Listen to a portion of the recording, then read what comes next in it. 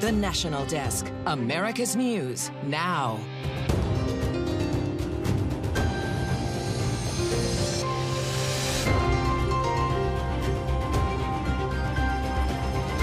From the nation's capital, this is the National Desk, America's News Now. I'm Dee Catton. Thanks for joining us.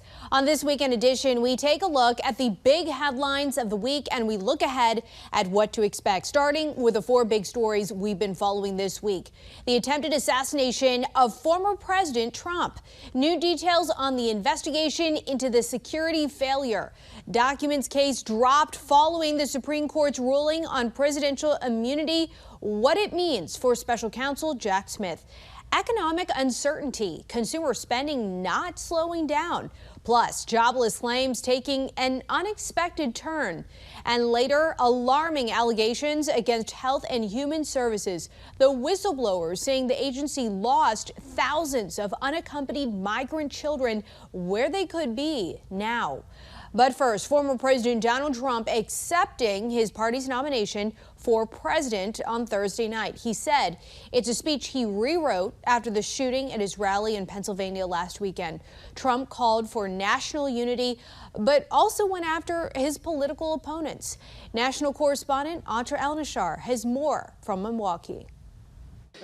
Closing out the Republican National Convention was a much different version of former President Trump than we're used to seeing, using a calmer tone. Of course, one of the most anticipated parts of his speech was not about politics, but what he remembers about surviving the assassination attempt. Trump now officially the Republican presidential nominee for the third time. So tonight, with faith and devotion, I proudly accept your nomination for President of the United States. For the first time publicly describing in detail his point of view when those shots were fired in Butler, Pennsylvania. And therefore I will tell you exactly what happened, and you'll never hear it from me a second time because it's actually too painful to tell. When I heard a loud whizzing sound and felt something hit me really, really hard on my right ear. Trump walking over to kiss the firefighter helmet of Corey Comparatori, the man killed at the rally. Trump trying to send a unifying message. To every citizen, whether you're a young or old man or woman, Democrat, Republican or independent, black or white, Asian or Hispanic, I extend to you a hand of loyalty and of friendship. Trump hadn't planned to say President Biden's name during the speech, but went off script. I say it often. If you took the 10 worst presidents in the history of the United States, think of it, the 10 worst, added them up, they will not have done the damage that Biden has done. Only going to use the term once. Biden. I'm not going to use the name anymore. Trump also touching on issues expected to drive voters to the polls in November, like inflation and immigration. Drill, baby, drill, and close our borders. And that was Atra El-Nashar reporting from Milwaukee. Trump and his running mate J.D. Vance hit the campaign trail right away, holding their first joint rally in Grand Rapids, Michigan, Saturday. From there, Vance will go to his hometown, Middletown, Ohio, for a speech on Monday. Developing now, Special Counsel Jack Smith is appealing a judge's decision to dismiss the classified documents case against former President Donald Trump. Trump is accused of mishandling top secret documents after leaving the White House. Judge Eileen Cannon dismissed the case earlier this week, ruling Smith's appointment as special counsel violated the Constitution. The appeal will be heard in the 11th U.S. Circuit Court of Appeals based in Atlanta. Federal prosecutors are dropping charges against some of the rioters who stormed the U.S. Capitol on January 6. Others, like members of the Proud Boys, are getting reworked plea deals. The news comes weeks after the Supreme Court restricted how the Justice Department can pursue obstruction charges. Roughly 259 defendants are facing the count, which makes it a crime to obstruct an official proceeding. In your money, first-time filings for unemployment benefits increased more than expected last week, but it might not signal a total shift in the labor market. The numbers are likely skewed by temporary auto plant closures and disruptions from Hurricane Beryl. However, there was also a rise in continuing claims, which reached their highest level since Thanksgiving of 2021. That means those who are unemployed could be having a harder time landing a new job. Americans are still shopping. According to new numbers from the Commerce Department, retail spending held steady in June, defying economists' expectations of a spending slowdown. According to the report, online sales and spending at home improvement stores jumped, while sales at gas stations and car dealerships declined. A cyber attack in the auto sector likely behind that drop in sales. The border crisis is an issue that's resonated with many voters. Polls over the last year have often cited the immigration as the top election issue. It's one reason why an entire night of the Republican National Convention was dedicated to the theme, Make America Safe Once Again. Here's the National Desk, Christine Frizzell, with the case they're making. Since he first came down the now infamous escalator to announce his candidacy for president, Donald Trump's depiction of America has been of a crime-ridden country overtaken by migrants. They're bringing drugs, they're bringing crime, they're rapists. Over the last 9 years, it's a message that's been embraced by the Republican Party. Tuesday night's theme at the RNC, Make America Safe once again. The Democrats have handed over control of my state, Arizona's border, to the drug cartels. The number of migrants coming and allowed to remain in the country has broken records, though it has seen a major decrease in recent months. And while it's not a trend, some are now suspected in brutal murder cases, including of 12-year-old Jocelyn Ongary and a Maryland mother of 5, Rachel Morin. There is nothing compassionate about allowing violent criminals into our country and robbing children of their mother. This mother spoke about her 15-year-old son's death from fentanyl. We need a president who will seal the border, aggressively prosecute drug dealers, and stop communist China from poisoning our children. While statistics show the vast majority of fentanyl is smuggled through ports of entry by U.S. citizens, Republicans have nevertheless made this part of their messaging campaign, and that Biden is to blame. Our streets are plagued by drugs.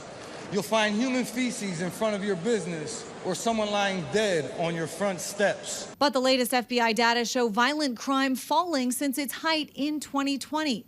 With homicides plummeting in major U.S. cities. The Republicans in Milwaukee right now are truly living and or at least promoting an alternate reality that doesn't land with the facts. Still, experts say voters' perceptions will be all that matters when they go to the polls in November.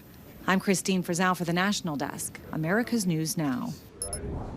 Whistleblowers are alleging major failures of the Department of Health and Human Services and the Unaccompanied Children program. They say the department lost track of thousands of migrant children, some of whom have been trafficked, abused, and forced to work. Emma from the Fact Check team joins us now. Let's start with the figures first, Emma. How many migrant children are missing, and how do these whistleblowers come up with this number? Yeah, so they're referring to reporting done by the New York Times, who found 85,000 migrant children replaced with sponsors here in the U.S. and have since been unaccounted for. Now, what the whistleblowers mean by unaccounted for is DHS's Office of Refugee Resettlement, ORR, never got a hold of the sponsor who took in the migrant child. The ORR is supposed to follow up with safety and well-being calls between 30 to 37 days after the child is placed with their sponsor. But in 40% of their cases in 2021, they either didn't document the call with the child's sponsor or they didn't even call altogether. And that's all according to the Office of Inspector General, who has recently looked into these issues. The Unaccompanied Children program was established about 2 decades ago. Clearly some serious allegations. Why all of this now? Yeah, so it was established all the way back in 2003, but the Biden administration changed the vetting rules for sponsors of the program in 2021, March of 2021. So they did this all to streamline the process of releasing the migrant children from government custody, but have been criticized by both Republicans and Democrats for loosening the background check rules and allegedly putting these migrant children in danger.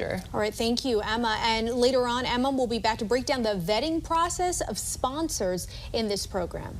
The Pentagon says it is permanently removing the temporary pier off the coast of Gaza. The pier delivered more than 19 million pounds of aid in the 20 days it was operational, but it has been plagued with problems since its inception It recently was stuck at an Israeli port for nearly 2 weeks after the Pentagon decided sea conditions were too rough for it to operate. Israeli Prime Minister Benjamin Netanyahu visited Rafah in southern Gaza this week. It was his first visit to the area after an Israeli military assault caused nearly 1 million people to leave for other areas of Gaza. Netanyahu says that he will speak of the heroism that he saw among troops in Rafah when he speaks to both houses of the U.S. Congress next week. CDC officials are now saying extreme heat may have played a role in Colorado farm workers contracting bird flu. With temps topping 104 degrees, farm workers found it difficult to put on required protective gear to contain the spread. About 60 workers showed symptoms consistent with the virus. All but 5 tested negative. CDC officials say there is still a low risk to the general public. Growing calls for accountability in the attempted assassination of former President Donald Trump, and new details about the moments leading up to the first shots. Up next, FBI veteran and SWAT operator Mark Morgan. Plus, millions of households could have their power turned off this summer. Which states have protections in place to make sure that doesn't happen?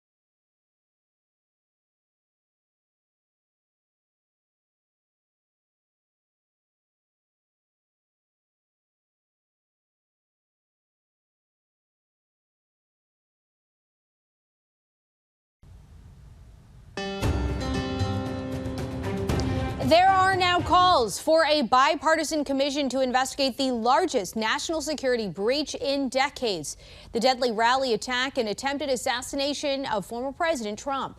Joining Jan Jeffcoat to discuss is Mark Morgan, who served 20 years in the FBI and worked as a SWAT operator with the Secret Service in support of security events. As we wait to hear what went wrong at the rally, we will say, let's wait until the facts come out. But you have mentioned before the facts according to whom? Americans don't trust the government, the media, the FBI. You said what happened at the rally makes no sense. So what questions do you have? Yeah, first look, I think, to be honest, the only thing we know for sure, the question that is really not questioned by anybody, is this was a colossal security failure. The other thing that I think we need to keep mentioning, though, in the immediate seconds after the shooting, the president's immediate protective detail, they did their job. They risked their lives. They threw their bodies on top of the president. At that moment, they didn't know if the threat had been eliminated. They didn't know if there was additional threats. They did their job. That's where it starts to break down prior and somewhat after that. Jan, I have so many questions, but from a common sense perspective, here are just a few. Was that a building, was that part of the advanced site survey? Was it identified as a vulnerability? If it was, who was assigned to protect it? What were the instructions to the law enforcement entities that were assigned to protect it? Why was someone allowed to have access to it? Was it swept before? Once the shooter made it to the roof, what identified by bystanders, what were the law enforcement actions immediately upon having that individual identified? How was that communicated? The counter assault teams, what did they know and when? When did they see a weapon? I mean, there's so many basic questions that we have not had the answers to. There are rumors, there's speculation and source, but we haven't heard from the AG, from the DHS secretary, from the FBI or Secret Service director together to really alleviate the concerns and provide us answers. That the response in the aftermath of this has also been unconscionable. Yeah, I saw this morning that police said there was no easy way to gain access to that roof of that building except by a ladder. which was seen propped up against the building in an aerial video, but it's still not clear when that ladder was placed there. But the suspect clearly knew how to access that, which was, beyond frightening when you think about it. Should the Secret Service Director, Kimberly Cheadle, resign? Some lawmakers are calling her a national security threat. Look, Jan, this is another piece of information we have that we haven't confirmed. If it's true, if there was a ladder, Jan, that is unconscionable. Exactly. Again, that building should have been swept. It should have been protected prior to and throughout that entire rally. There should have been no ladder. No one should have even been able to get close to that building. I think that's why people are so frustrated and so angry. As far as her resignation, look, I believe in due process. We've heard a lot of rumors about her, too, about how she was more concerned about DEI hiring rather than hiring the best. That she made comments about she doesn't protect nightclubs, but referring to Mar-a-Lago, that she denied additional protective resources for the former president. If all those things are true, yeah, there's no question she should go. But in my opinion, if I was her, I would actually present my resignation to the president right now for his decision immediately. That would show some credibility, integrity, of which I believe she has none of. No, she said she's not going to. Actually, she said she's not going to do that. It does say a lot when a former high-level FBI official like yourself is calling for a bipartisan commission. What would that do, and who do you think should lead it? Look, Jan, I think in your opening monologue, you're absolutely right. The reality is the American people have lost trust in the Department of Justice, the FBI, Congress. They don't believe that this Secret Service director is going to do a fair, unbiased inquiry of herself. That's the reality. Look, as someone who spent 20 years in the FBI, that's painful for me to say, but that's the reality. I think a bipartisan commission that's removed from all of those entities will go a ways to regain some of the public's trust in what those recommendations will be. They need a full and complete report that discusses all the circumstances around this assassination attempt, as well as the future security methodology of the Secret Service. I think Senator Johnson should lead that. He's got bipartisan credibility on both sides of the aisle. I think it would go towards a meaningful step to regain the public's trust and acceptance in the recommendations with respect to the investigation. Very quickly, speaking of changes, moving forward, how different do you think we're going to see rallies now? Are we going to see people behind presidents at the podium in the future? Yeah, I think that's a good question. I think those issues will be discussed right now. I'm at the RNC right now in Milwaukee, and I can tell you, although 13 months of work went into this, and these are always high-pressure security events, but I have seen from my experience an increased level of security. I think you're going to see the same in rallies going forward. Mark, always great to talk to you, sir. Thanks for joining us this morning. You bet. Right now, millions of low-income households are at risk of having their power disconnected as deadly heat continues to threaten several states nationwide. But as the National Desk Jeff Harris explains, some states have protections in place mandating that everyone's power stays on. Those mandates are called summer shutoff protections. Although 19 states and D.C. have them in place, 31 states do not. Meaning, if you can't pay your energy bill, even during a potentially deadly heat wave, your power could be shut off. Alicia Jones is a mother of two living in Delaware. She tells us her energy bill is constantly on her mind. Every day it's like, okay, what else can I do? Jones says having air conditioning is non-negotiable. Dealing with the heat is one thing, but she and her younger son have asthma. We have to have a certain temperature of air flowing so that we're not overheated and it triggers an asthma attack for us. Now, Delaware is one of the states with protections in place when it comes to power. But Todd Royal, an energy consultant, tells us millions of Americans don't have that same level of protection. And to think about people being in awful hot conditions and they have no ability to be able to cool down. According to the Center for Energy Poverty and Climate, almost half of Americans live in states without summer shutoff protections. But Royal says even if you do live in one of those states, you may have some other places to go. So let's just say religious institutions. We could look at different nonprofits like the Red Cross, the Salvation Army. Plus, James Marlowe, president of the South Face Institute, says you likely have even more options to escape the heat as well. Sometimes that may even be going to a shelter or going to a library during the day or going to a place that is fully air conditioned. Now, according to the National Energy Assistance Directors Association, the average energy bill will likely increase by almost 9% from June all the way through September. The average household will pay roughly $719. I'm Jeff Harris reporting from Washington. Coming up, sizing up ship malfunctions, the important work underway to make our ports safer following the deadly Maryland bridge collapse.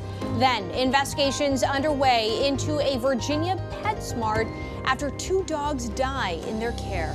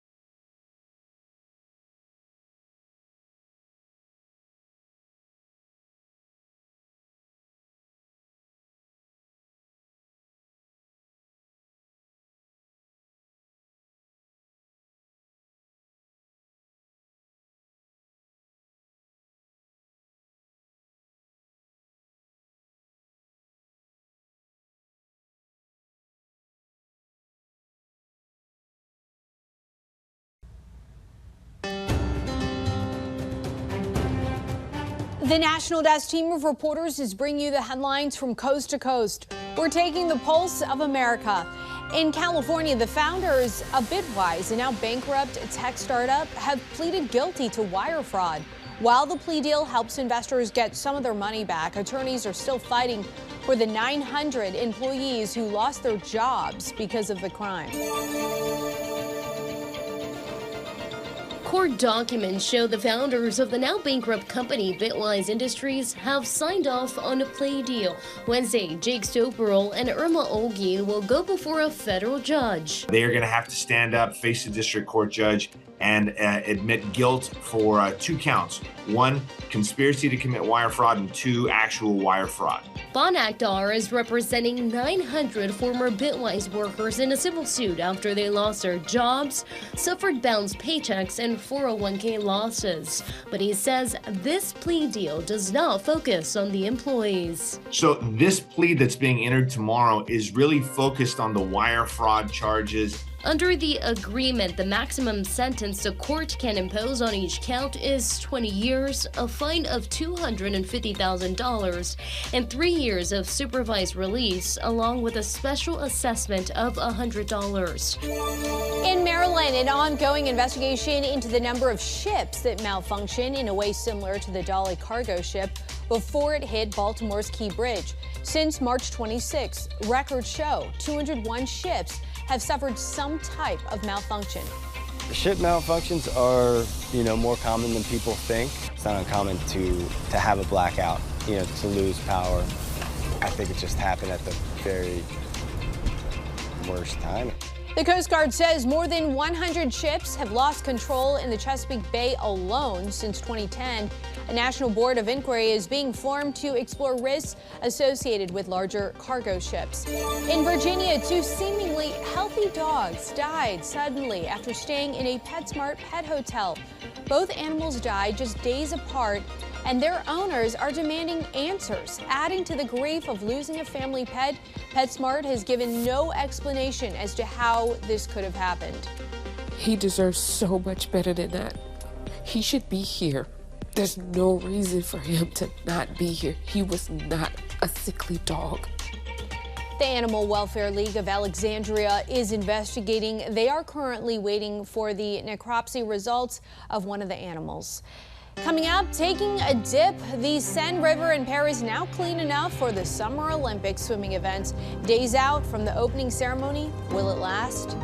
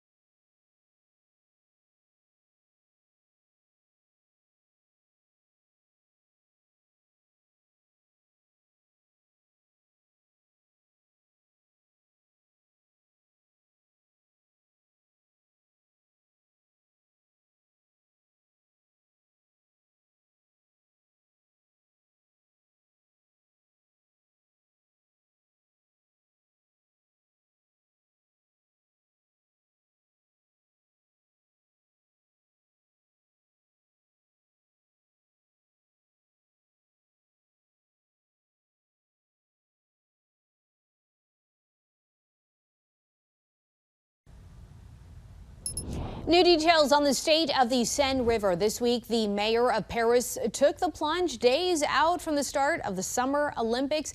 Hidalgo and other government officials promised to make the river clean enough to host the game's triathlon swimmers. After numerous tests indicating unsafe levels of E. coli, it finally started to clear last week. Now the mayor says swimming in the Seine is a dream.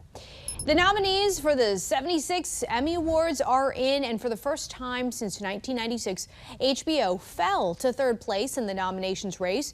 Meantime, FX had its biggest nomination day with 93 total, thanks to a pair of hit shows. In the drama category, Shogun won the most nominations with 25. The Bear won 23 nominations this year. Only, Murders in the Building, True Detective, Night Country, and The Crown round out the top 5. Ahead in our next half hour, leaving California for the Lone Star State, the major American business moving headquarters over a controversial pronoun law. Plus, DHS losing track of thousands of migrant children. Closer look at the vetting process for sponsors and what could be done to fix it. You're watching the National Desk, America's News. Now, you can catch us live weekdays from 6 a.m. to 11 a.m. and 10 p.m. to midnight Eastern Time, and anytime online at thenationaldesk.com. We'll be right back.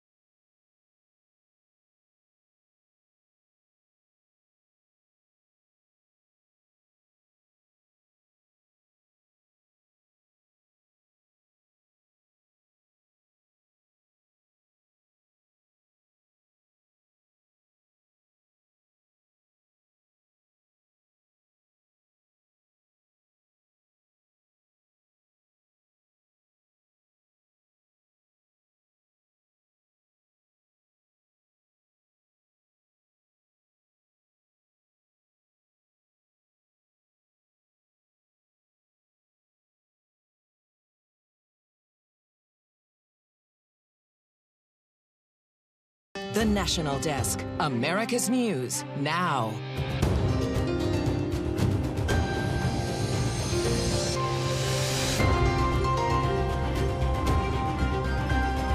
We will ensure accountability, I promise you that. Another probe opened into the attempt on Donald Trump's life. The federal agency now taking a closer look into the Secret Service's response. Plus, paying up. AT&T gives hundreds of thousands of dollars to hackers who took customer data, what it says it got in return, and later.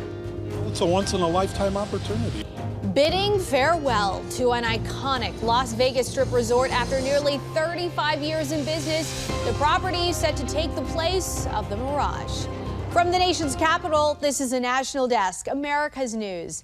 Now, I'm Dee Dee Gatton, and this week a procession was held honoring Corey Comparator, the man who died at former President Donald Trump's campaign rally in Butler County. Hundreds of people gathered in Freeport, Pennsylvania, where Comparator went to high school to honor and pay their respects to the former firefighter and father of 2. Private funeral services for Comparator were also held. The Department of Homeland Security has opened their own investigation into the Secret Service following the fatal shooting. The agency is looking at the breakdown that led to the attempted assassination of former President Donald Trump. The National Desk, Kaylee Gaskins, has the latest. Take a look at what happened. Getting to the bottom of the security breakdown that almost ended Donald Trump's life, a main topic at this year's RNC. The American people deserve to know the truth, and we will ensure accountability. I promise you that. Ladies and gentlemen, President Donald J. Trump. The former president in attendance, his bandaged ear, a potent reminder of how close the shooter came to ending his life. There better be real accountability. We're also learning prior to the Pennsylvania assassination attempt, the Secret Service had already increased protection around Trump due to what appears to be a totally separate but credible assassination plot by Iran. CNN pressing Secret Service Director Kimberly Cheadle. How, knowing that there was a credible threat against the former president, how could that that perimeter be so small that it excluded a building just 150 yards away from the podium?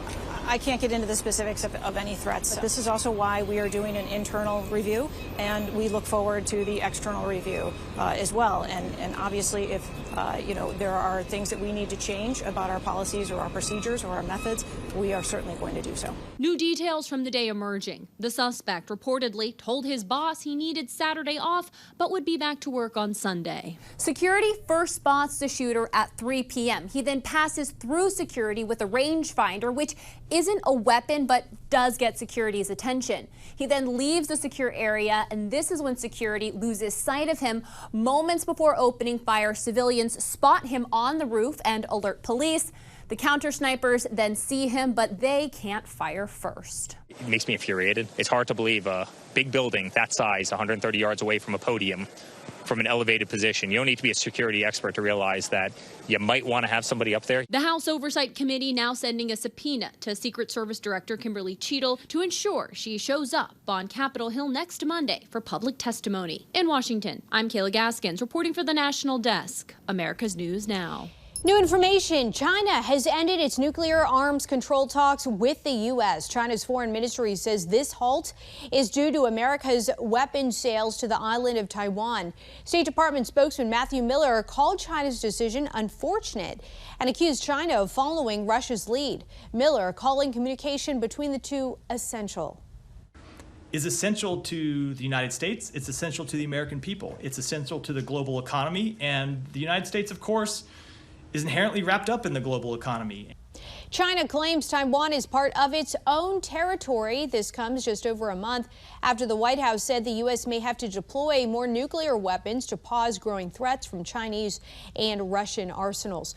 Ukraine says that a U.S. decision to grant permission to use Western weapons inside Russia is having a big impact. That's what a senior officer in Ukraine's security service tells CNN. Ukraine has destroyed several targets inside Russia, which is paving the way for successful counteroffensives. Ukrainian President Zelensky says a lot more can be done to help repel Moscow.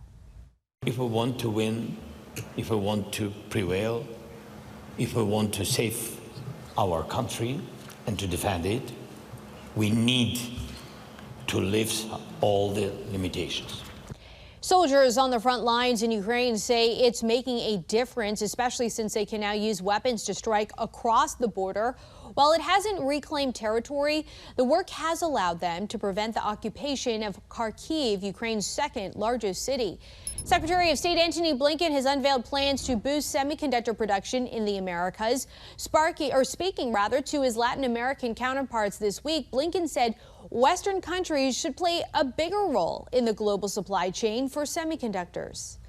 Thanks to funding from the Bipartisan CHIPS Act, this initiative will turbocharge countries' capacity to assemble, to test, and to package semiconductors, beginning with Mexico, Panama, and Costa Rica. Used in almost everything, electronics, from cell phones to weapon systems, Washington has been trying to decentralize semiconductor productions away from Taiwan, which currently accounts for 70% of global supply. New details regarding AT&T's sensitive data breach. The company reportedly gave hackers almost $400,000 to delete stolen phone records. Bloomberg and Wired say they both spoke to the hacker, who claims to have received the payment. According to the telecom company, the compromised data contains customer phone numbers between May and October of 2022. It included call and text messaging metadata, but not the content of calls or messages or the names of the phone owners. Elon Musk is moving X and SpaceX headquarters out of California. The move in protest of a new state law banning school rules requiring parents be notified of a child's pronoun change. Joining Jan Jeffcoat to discuss is President of Parents Defending Education, Nicole Neely. Tell us about this new law and what you're hearing from parent advocates in the state of California. Sure. So this law, AB 1955, was signed by Governor Newsom earlier this week. And what it does is it prohibits school districts from sharing information about a student's gender identity without the express permission of the student. Now, let's remember, in California, the medical age of consent is 12. And so it's really kind of resting on that, allowing the child to make the decision. But I think what people need to know is that we have seen administrators from coast to coast really exploit that power dynamic between administrators and children. And so if you have your guidance counselor, your principal saying, will your parents be supportive? Will they love you? Maybe this is something you want to keep private. Children really they're going to bite on that. And so this is something, as Elon Musk had said, that really threatens to undermine and intentionally the parent-child relationship. Transgender activists have argued that these guidelines are vital to protect kids from their parents. But do these students need protection from their parents or the schools? And what about parental rights? If the schools want to be in charge of life-changing issues, where does that leave the parents? Yeah, it's really frightening because schools are already mandatory reporters, and that's something that is lost in this discussion. If an administrator, a teacher, a guidance counselor believes that a student is in threat or is in danger, they are legally required in all 50 states to notify Child Protective Services of that. Through CPS, that is actually a process that has due process built into it. There's proof, there's hearing, there's investigation. As opposed to having a math teacher unilaterally say, mommy's a Catholic, daddy's a Republican, I think they're unfit, and then to do this behind parents' backs. Let's remember, the only people who don't know this information are the parents. These children's peers know, their teachers know. This is discussed in the faculty lounge. We have seen districts across the country. We sued a district in Iowa that maintained a separate set of papers that didn't go into students' permanent files, because as parents, you have a right under federal law to have access to your child's educational records. And so we have seen districts try and evade this kind of responsibility. And so for districts to claim that this is done in students' best interest, if anything, what they are doing is impacting students' mental health, because they're encouraging children to lead a double life. What could be more damaging for a minor child than to maintain and lie to their parents, the people who love them and put a roof over their head? Especially, as you mentioned, at the age of 12 in the state of California, they can make their own health decisions. So right. Some parents, and I've read this online, they argue this will be the next step, that they can make these changes without any interaction, without any possible interruptions from some of their parents because of some of these laws.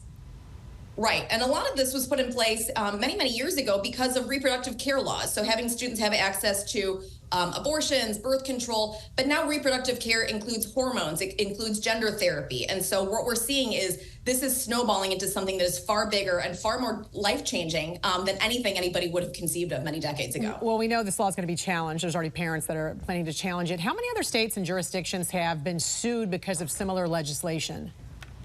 As of right now, there are at least four cases I can think of. One in Massachusetts, one in Florida, in California. We've also seen teachers sue the state of California because they didn't want to be forced to keep secrets from parents. And so this is really happening from coast to coast. Parents Defending Education has been tracking the rise of these parental exclusion policies from coast to coast. As of today, we have identified about 1,200 districts across the country, impacting almost 11 million children. And this is something that parents are really not aware of. School boards, duly elected members, have been voting and pushing these policies through, driven largely by activist organizations like GLSEN and the Trevor Project, giving them model legislation, giving them this kind of wording to hide these secrets. And it's something that really more families should be aware of. And you can view the full interview plus more top stories online all the time at thenationaldesk.com. Whistleblowers say DHS has lost track of 85,000 migrant children they placed with loosely vetted sponsors here in the U.S. Emma from the Fact Check team joins us. Tell us, what is the current vetting process for sponsors who want to participate in the Unaccompanied Children program? Yeah, so according to DHS, sponsors have to undergo background checks, criminal record checks, and in most cases, they check if the sponsor is a sex offender.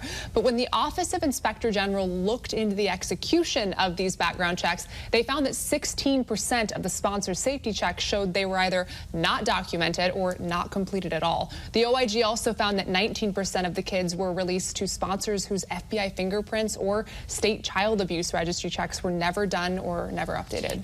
I know Senate Republicans recently discussed these issues with whistleblowers. Have any political leaders proposed any alternative vetting processes or other solutions to this problem? Yeah, they definitely have. So 46 Senate Republicans and 1 Senate Democrat are pushing to overturn the Biden administration's rule that cemented the Office of Refugee Resettlement's process and policies when it comes to finding sponsors for these migrant children. All right, Emma, thank you. And for more on this Fact Check team topic, including links to their sources. A lot of research here. Scan the QR code on your screen or visit thenationaldesk.com.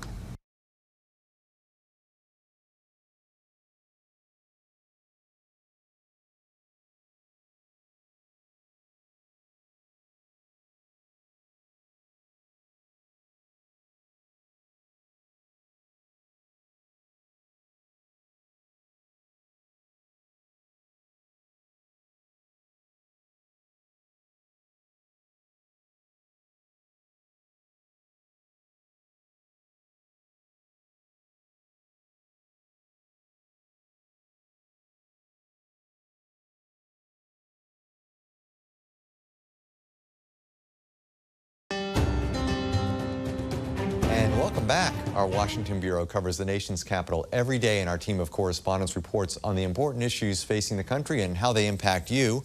Former President Trump, now officially the Republican presidential nominee for the third time, delivered his first public speech since the attempt on his life last weekend. National correspondent Atra Elnashar, you're in Milwaukee, and you were in the arena during Trump's remarks. Talk to us about his speech and the reaction. Well, this was obviously a highly anticipated speech on his own, but tenfold after the assassination attempt. This was a 90-minute speech, extremely long, but it touched on a lot of things that folks were eager to hear, the least of which is not what he remembered from that assassination attempt. And that was the beginning of the speech. He started out in a very calm tone. You could almost hear a pin drop at certain points. He kissed the firefighter helmet of Corey Comparatore, the man who was killed at the rally. And then later in this speech, we saw a bit more of this classic firebrand Trump that we've seen from the last nine years or so.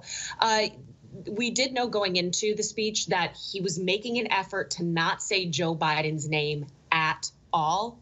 He did go off script once, and he said it, and he said, okay, I'm not going to say his name anymore. And then he touched on the meat and potatoes of this election: inflation, the economy, immigration, foreign policy to a certain extent. And that really riled up the crowd. So now they're going to hit the ground running, this new Trump-Vance ticket, heading to Battleground, Michigan for a first joint rally on Saturday. But Steve, what I'll be watching for is whether this new calmer Trump, this post-assassination attempt Trump, will carry on through the campaign trail, or if he'll revert back to his typical rhetoric. Yeah, a lot of people are going to be watching that. Meanwhile, in the wake of his assassination attempt last week, the director of the Secret Service set to be grilled by lawmakers on Monday about the security lapses that led to that attempt on Trump. National correspondent Kayla Gaskins, what are we expecting to hear during that hearing? We expect this hearing to be pretty contentious, Steve, especially after the briefing that lawmakers got this week. So we know that Secret Service, the head of the Secret Service and the head of the FBI and some of their top officials had a phone call with the House, all of the House members, and with the Senate.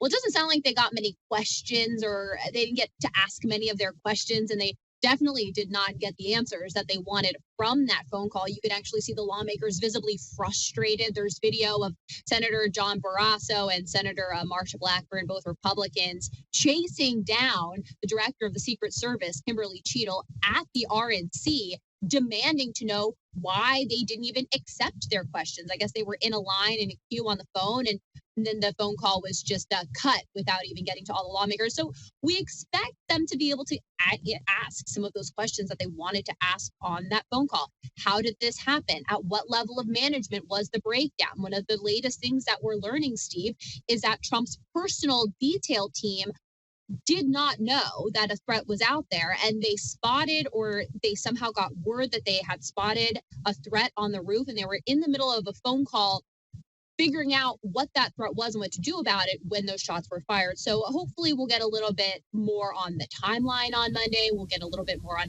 who was responsible for making these decisions and where that breakdown happened. Yeah, a lot of people looking for answers on that one. And speaking of answers, we're looking to questions about the Democrats' presidential ticket as they get ready for their convention in 4 weeks. National correspondent Matt Galka, some big names are tied to the chatter surrounding President Biden's political future. Talk a little bit about that. Yeah, Steve, here's what we do know. We know that the former House Speaker Nancy Pelosi, we know that the current House Democratic leader Hakeem Jeffries and the Senate Majority Leader Chuck Schumer, they've all apparently spoken to President Joe Biden in private and brought concerns about if he can win in November over Donald Trump, brought them directly to him. Now, depending on the report you're reading, they've either been pretty forceful in those concerns and maybe even telling him to reconsider a campaign, or they have just brought the concerns and are sticking by he needs to make the decision. But those are all three big influential names in the Democratic Party, and for a lot of people, they are kind of the dam holders that will keep the deluge in place until they give the go-ahead. And a lot of these reports we've seen over the course of the past week, they've become a little more bold, and they focused a lot on maybe a shifting mentality in President Biden's camp, that he is possibly open to ending this campaign. The polling is certainly not going in his direction. Fundraising is not picking up, and if anything, it might be even drying up a little. And of course, there are more and more members in the House and in the Senate now, too, saying that maybe he should reconsider November and drop out and get another candidate in there. It's almost right now as if we're going through the phases of anger and denial and depression and eventually bargaining and acceptance. That's kind of what's going on in the Democratic Party right now, judging on some of the vibes here. So nothing for certain, because every time that another report comes out, his campaign says, no, he's staying in the race. I wish I had the answers for you, Steve. I think we're all waiting for him. Matt, Kayla, Audra, thank you all for your hard work. Back to you. Up next here on the National Desk, demanding answers. Houston residents left without power for days on end following Hurricane Beryl. The Texas Power Company officials are blaming. Plus, motto mandate. Residents pushing their state to put God We Trust back in classrooms at public schools.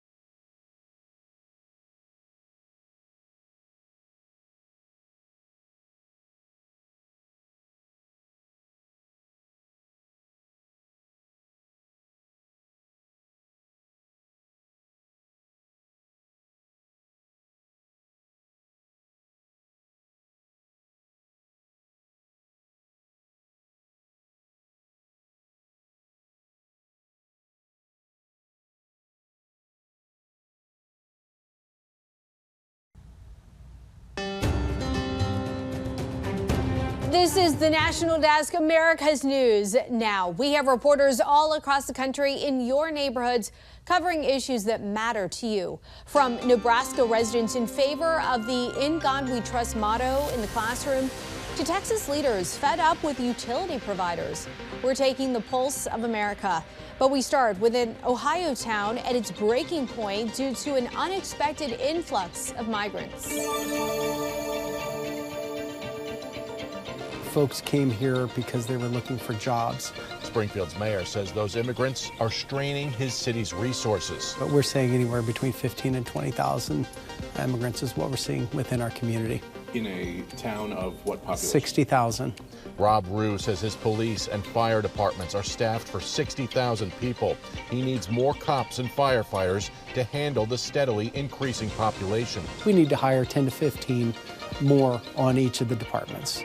So we're not budgeted for that. Our school systems are strained. Our healthcare system's strained. Rue blames the country's immigration policies. We're not picking on a party. We're saying the policy's broken, the policy needs fixed, and it's hurting cities like ours.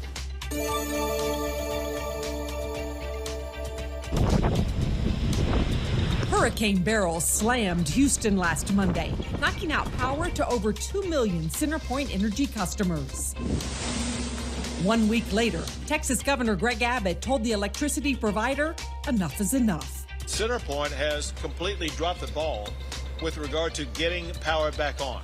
The situation pushed the Public Utilities Commission of Texas to announce today that it will investigate CenterPoint's response to Hurricane Beryl. I think it's clear from the events of the last week that the quality of their infrastructure, their ability to maintain that infrastructure, and their communication with their customers has been called into question. He goes, if we don't have God, we will be a nation gone under. Claiming Christian faith is central to the nation's identity, some Hastings residents question what kind of future kids will see if schools don't recognize the role of God. What will our kids do? Who will be teaching them? Will it be Marxists? Will it be atheists? Community members and some from beyond the city packed the school board room, many vocal in their belief the words, "In God we trust," should be prominently placed in schools.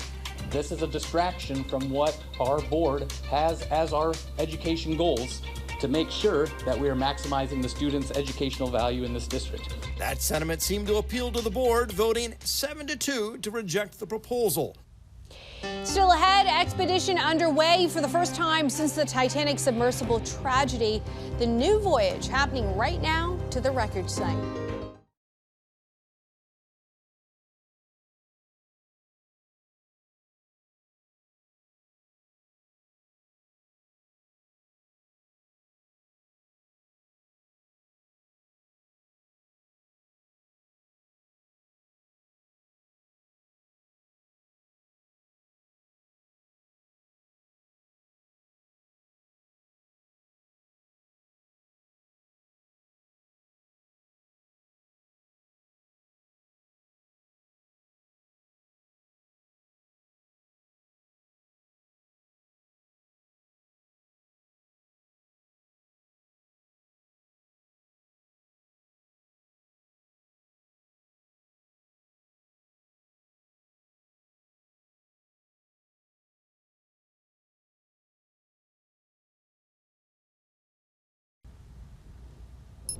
Happening right now, the company that owns the Titanic salvage rights are sending specialists to the wreckage at the bottom of the Atlantic. According to RMS Titanic, this expedition will help get a detailed analysis of the current condition of the wreckage site, including an assessment of the artifacts for future recovery. This is the first voyage since 5 people were killed when their submersible imploded near the site last year. New details: an iconic Las Vegas Strip resort has officially shut down after more than 34 years in business. The Mirage Hotel and Casino closed on Wednesday, but not before throwing a farewell event for locals, tourists, and staff. Wowing crowds since 1989, its famous sidewalk attraction, the erupting volcano, went off for the final time. The ceremony capped off a week-long event honoring the resort's history and legacy. When I first started, I didn't know anything about computers. I had never worked on the phone before, like at the same time, so everybody was really helpful. It's been a fantastic job meeting people from around the world. The property will be transformed into a Hard Rock Hotel and Casino featuring a nearly 700-foot guitar-shaped hotel. It's set to open in 2027. That'll be all for us on the weekend edition of the National Desk, America's News Now. Don't forget, you can catch us live from 6 a.m. to 11 a.m. and 10 p.m. to midnight Eastern Time. Check your local listings. You can also watch us online and catch up with the latest headlines on thenationaldesk.com. Thanks for watching the weekend edition of the National Desk. I'm Dee Dee Gatton, and from all of us here, have a great week.